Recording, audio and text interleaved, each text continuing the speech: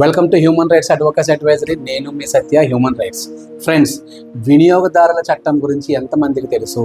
ఒక వస్తువు కొన్నాను సార్, కానీ ఆ వస్తువులో నాకు నాణ్యత లేదు. నేను ఆన్లైన్ పోర్టల్లో చూసింది ఒకలా ఉంది, కానీ ఇక్కడ ఇంటికి వచ్చిన తర్వాత ఆ డెలివరీలో వస్తువు యొక్క నాణ్యత అస్సలు చూపించినట్లుగా లేదు. ఇప్పుడు నేనేం చేయాలి?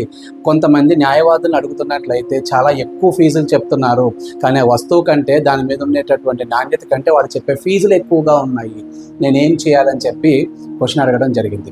ఇందులో భాగంగా అసలు మనం ఏదైనా ఒక వస్తువు కొన్నప్పుడు ఆ యొక్క సేవలను మనం పొందినట్లయితే భారీగా డబ్బు ఖర్చు అవుతున్నదని మీరు బాధపడుతున్నప్పుడు మీకు ఉన్నటువంటి the best option is consumer court.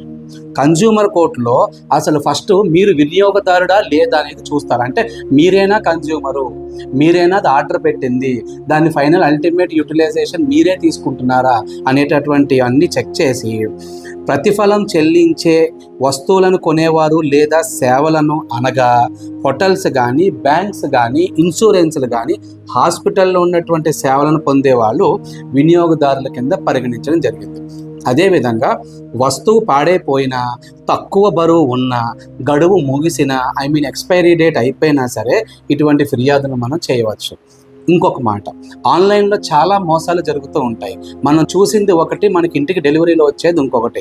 దాని ప్రకారం అమెజాన్, ఫ్లిప్కార్ట్, మీషో ఇటువంటి వాటిల్లో ఏదైనా సరే తక్కువ నాణ్యత గల ఉన్నటువంటి వస్తువులను మీకు చూపించిన దానికి ఈక్వల్గా లేకుండా మీకు డెలివరీ చేసినట్లయితే మీరు అప్పుడు ఈ యొక్క కన్జ్యూమర్ కోర్టు ప్రకారం వాళ్ళపై మీరు కోర్టులో కేసులు వేసుకోవచ్చు. అంతేకాకుండా మరి ఇది ఎక్కడ కంప్లైంట్ ఫైల్ చేయాలని అడుగుతారేమో, మీకు ప్రతి డిస్ట్రిక్ట్ కోర్టులోని ఒక డిస్ట్రిక్ట్ కమిషన్ అనేది ఉంటుంది. అందులో 50 లక్షల రూపాయల వరకు విలువ చేసేటటువంటి కేసులను వేసుకోవచ్చు. అదేవిధంగా స్టేట్ లెవెల్ కమిషన్ ఒకటి ఉంటుంది, కన్జ్యూమర్ కమిషన్. అందులో 50 లక్షల నుంచి 2 కోట్ల వరకు వేసుకోవచ్చు. అదేవిధంగా నేషనల్ కమిషన్లో 2 కోట్లు ఆ పైబడిన కేసులను మీరు వేసుకోవచ్చు.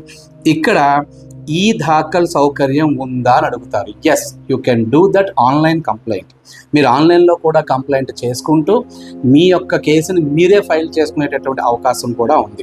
ఇందులో మీకు ఇది ఎక్కడ ఫైల్ చేయాలని అడిగితే www.edakhil.nic.in అనేటటువంటి పోర్టల్ ద్వారా మీరు ఈ యొక్క కేసును ఫైల్ చేసుకోవచ్చు. అదేవిధంగా ఇందులో మీకు నష్టపరిహారం ఎంతవరకు రావచ్చు, అసలు వస్తుందని చాలామంది అడుగుతారు.